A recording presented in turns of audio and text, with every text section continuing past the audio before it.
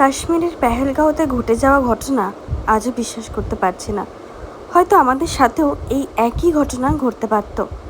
আমরাও যখন গেছিলাম পেহেলগাঁওর এই মিনি সুইজারল্যান্ড দেখতে, সত্যি বলতে যেখানে গাড়ি আমাদের নামিয়ে দিয়েছিল সেখান থেকে মিনি সুইজারল্যান্ড যাওয়ার রাস্তাটা ছিল ভীষণ কঠিন। আগে জানলে এই ঝুঁকি কোনো দিন নিতাম না। ঘোড়ায় করে যেতে হয়েছিল, প্রায় 1 ঘন্টা সময় লেগেছিল এই জায়গায় এসে পৌঁছতে।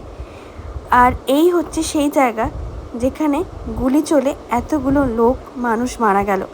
সেদিন আমাদের সাথেও হয়তো এই ঘটনাটাই ঘটতে পারো। দেখুন, সেই সেম জিনিসটা জিপলাইন হচ্ছে, আর সাথে ছিল বন্দুকের দুটো আওয়াজ। যে গুলির আওয়াজ আমরা সবাই শুনেছি। আমাদের কলকাতার লোকও মারা গেছেন, বিতান অধিকারী, আমার একদম অফিসের পাশে উনি থাকেন।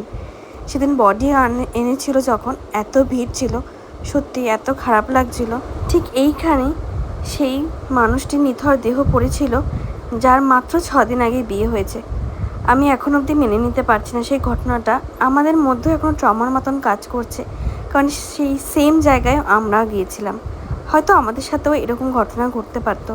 ভগবানের হয়তো অনেক উপকার বা দান আমাদের উপর আছে যে আমরা আজকে বেঁচে ফিরে আছি। সেই জায়গার এরকম দুটো ছবি দিলাম।